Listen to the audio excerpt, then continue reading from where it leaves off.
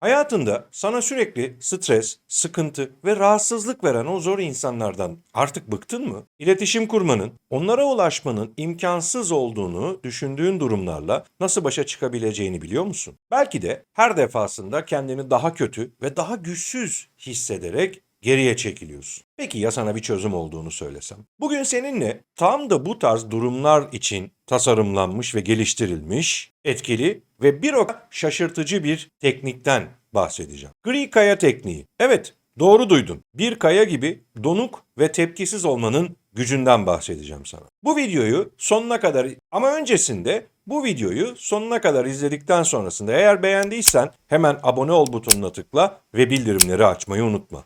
Şimdi hazırsan gri kaya tekniğinin inceliklerini birlikte deneyimleyelim.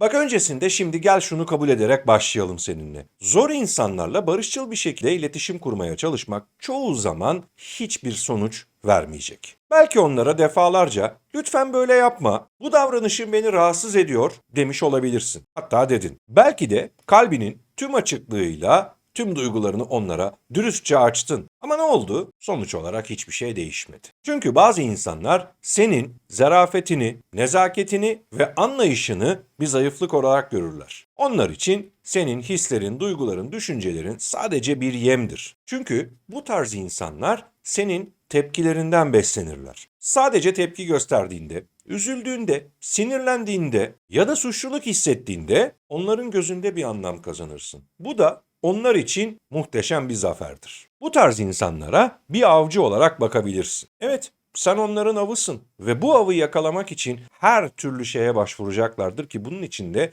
manipüle etmek de dahil. Çünkü senin zayıflıklarını, kırılganlıklarını, duygusal boşluklarını keşfetmek ve keşfettikleri bu boşlukları da senin üzerinde güç kazanmak için kullanırlar. Yani kısacası kendi varlıklarını ve güçlerini senin üzerindeki kontrolleri hissederler. İşte tam da bu anda gri kaya tekniği devreye giriyor. Peki nedir bu gri kaya tekniği? Adını nereden alıyor? Gel beraber bunu inceleyelim seninle.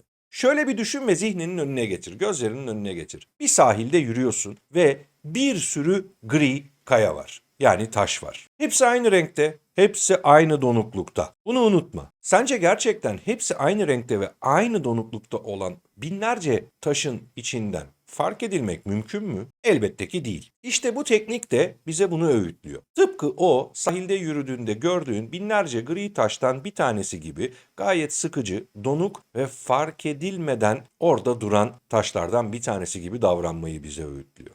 Bu sayede neyi elde ediyoruz? İşte etrafımızda o zor insanlardan tamamen sıyrılarak onların dikkatini çekmemeyi öğreniyoruz. Bu tekniği kullanarak zor insanlara karşı tıpkı gri bir kaya gibi donuk ve tepkisiz kalmayı hedefliyoruz. Ne zaman mı? Nasıl mı? Mümkün olan her zaman. Özellikle bunu etrafından çıkartamadığın kişilerde çok ciddi bir şekilde uygulayabilirsin. Tepkisiz ve donuk kalmanın gücünü kullanabilirsin. Ve tabii zorunlu bir şekilde iletişim kuruyorsan bunu donuk ve bir o kadar da tepkisiz kısa cümlelerle gerçekleştirebilirsin. Mesela iş yerinde seni sürekli yargılayan ve eleştiren bir meslektaşın var. Ne yapıyorsun? Sabahları sadece kuru bir günaydın deyip geçiyorsun.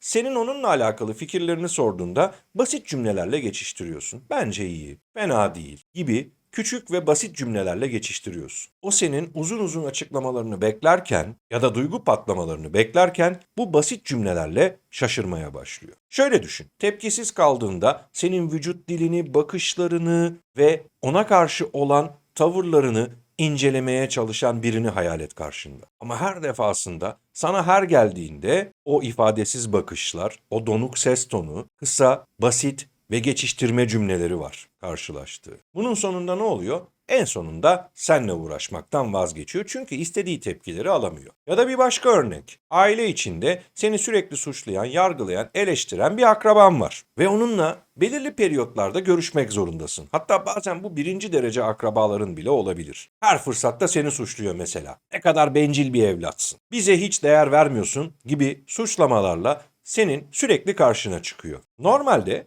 Özellikle bu kadar yakın kişilerde belki hemen açıklamaya girişmeye çalışıyorsun, savunmaya girişmeye çalışıyorsun ve bir mücadelenin içinde kendini buluyorsun. Hayır öyle değil. Hayır ben böyle değilim. Hayır ben sana değer veriyorum. Hayır ben hayırlı bir evladım gibi. Ve bu tartışmalar saatlerce sürebiliyor değil mi? Hatta günlerce bazı kişilere göre. Sonuç ne oluyor? Sıfıra sıfır, elde var sıfır. İşte burada gri kaya tekniğini kullanarak ne yapıyorsun? Tepkisiz kalıyorsun. Onun sana karşı olan tüm suçlamalarına nötr bir ses tonuyla, herhangi bir pozitif ya da negatif duygu ifade etmeyen nötr bir ses tonuyla böyle düşündüğün için üzgünüm ya da bu senin görüşün gibi kısa ve donuk ifadelerle geçiyorsun. Ona artık enerji vermiyorsun, kendini açıklamıyorsun, onu beslemiyorsun kısacası. Sonunda da ne oluyor? Bu şekilde beslenemediği için artık seninle uğraşmayı bırak. Şimdi söylemeye çalıştığımız şey tabii kulağa çok kolay gibi geliyor değil mi? Tepkisiz, nötr kalabilme. Ama tabii ki de bu tekniği uygularken zorlanacağın noktalar da var. Sonuçta sen de bir insansın. Bazen sen de bunu uygularken duygularına yenilebilirsin. Bununla birlikte bir diğer risk de şu, senin tepkisiz kalmaya başlamandan itibaren o zor insanlar daha da hırçın, daha da sert bir şekilde senin üzerine gelmeye başlayabilirler. Ve hatta bir adım daha ileri giderek seni duygusal manipülasyonlarla tetiklemeye çalışırlar. Çünkü beslenmeleri gerekiyor. Çünkü şimdiye kadar belki de onlara verdiğin tüm bu beslenme fırsatlarını ellerinden aldığın için iyice hırçınlaşmaya başlayabiliyorlar. Mesela şunu sorar sana. Ya nasıl bu kadar soğuk olabiliyorsun? Nasıl bu kadar duygusuz olabiliyorsun? Ben burada sana bir sürü şey söylüyorum, hiç tepki bile vermiyorsun. Evet, tepki bile vermiyor gibi kısa bir cümle. Düşünsene bunu, hayal etsene. O seni zorlayan insanlardan bir tanesini gözünün önüne getir ve sadece şunu söyle. Nasıl bu kadar tepkisiz kalabiliyorsun? Tepki vermek için herhangi bir şey görmüyorum gibi soğuk bir ses tonuyla cevap verdi. Gözünün önüne geldi değil mi? O andaki o şaşkın ifadeler, o andaki o beslenememenin getirdiği şaşkınlık. Ama tabii bu duygusal manipülasyonlara karşı en ufak bir zafiyet gösterirsen, en ufak bir duygu açığı karşı tarafa verirsen, nötr pozisyonundan en ufak bir pozitif ya da negatife geçtiğin hissini verirsen tüm bu çalışman boşa gidecek. Ve yine o zayıflığı hissettirmeye başlayacaksın. Ne olacak? Yine kaybeden sen olacaksın. Tabii bir de şuna da dikkat etmen gerekiyor. Bu söyleyeceğim tamamen seninle alakalı. Gri kaya tekniğini sürekli kullanmaya başlar ve gerekli gereksiz yerlerde duygularını bastırmaya çalışırsan o zaman sana da çok ciddi negatif etkileri olmaya başlayacak. Mesela ne olacak? Kendine yabancılaşmaya başlayacaksın. Unutma ki bastırılmış her şey zamanı gelince patlamaya hazır bir bomba olarak içimizde kalmaya devam edecek. Tabii bu da birçok farklı problemi de yan ürün olarak hayatımıza davetkar bir şekilde